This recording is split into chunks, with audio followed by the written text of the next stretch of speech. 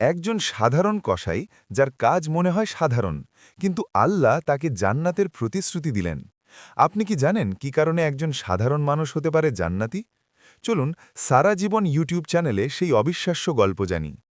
আগদা মোসা আলাহিসাল্লাম আল্লাহ তাআলার কাছে মোনাজাত করে বললেন, হে আল্লাহ, জান্নাতে আমার সঙ্গী কে হবে?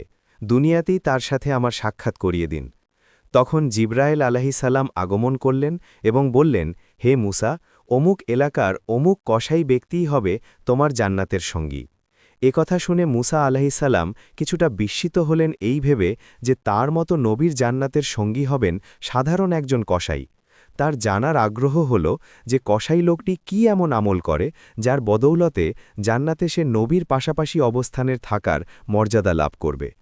মুসা আলাহিসাল্লাম ঠিকানা মোতাবেক উক্ত কসাইয়ের সাথে দেখা করার জন্য তার দোকানে গেলেন। যুবক বয়সী একজনকে গোস্ত বিক্রিতে মগ্নাবস্থায় দেখতে পেলেন। মুসা আলাহিসাল্লাম গভীর মনোযোগ দিয়ে লোকটির কাজকর্ম লক্ষ্য করতে লাগলেন, কিন্তু এমন কোনো বিশেষ আমল তার চোখে পড়ল না যার বদৌলতে লোকটি নবীর সাথে জান্নাতে প্রবেশের মর্যাদা লাভ করতে পারে। যখন সন্ধ্যা নেমে এলো, তখন কসাই ব্যক্তি গোস্তের একটি থলে নিয়ে বাড়ির দিকে রওনা হল। মুসা আলাহিসাল্লামও উক্ত কসাইয়ের পিছু নিলেন। নিজের পরিচয় গোপন করে তার বাড়ির মেহমান হবার আবেদন করলেন। কসাই লোকটিও রাজি হয়ে গেল। কসাই বাড়িতে পৌঁছে নিজ হাতে খাবার তৈরি করল। তারপর ঝুলন্ত একটি ঝুড়ি নামালো যাতে একটি বৃদ্ধা ছিল। বৃদ্ধাকে ভালো করে গোসল করালো, তারপর তাকে নিজ হাতে খানা খাওয়ালো। খানা শেষ হলে বৃদ্ধাকে আবার আগের স্থানে রেখে দিল।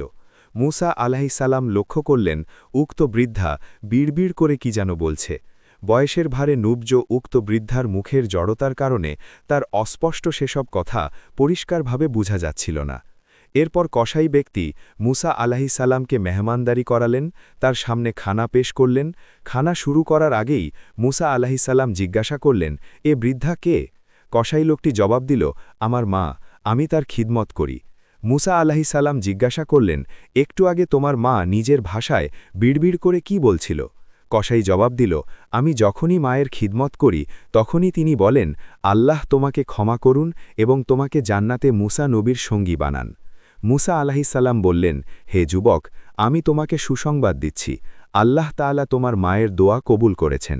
আমি আল্লাহ তাআলার কাছে জান্নাতে আমার সঙ্গী কে হবে তা জানতে চেয়েছিলাম, তখন আল্লাহ তাআলা তোমার কথা বলেছেন। আমি তোমার পরিচয়ের জন্য তোমার পিছু নিয়েছিলাম, কিন্তু আমি তোমার মাঝে মায়ের খিদমত ছাড়া কোনো বিশেষ আমল খুঁজে পাইনি।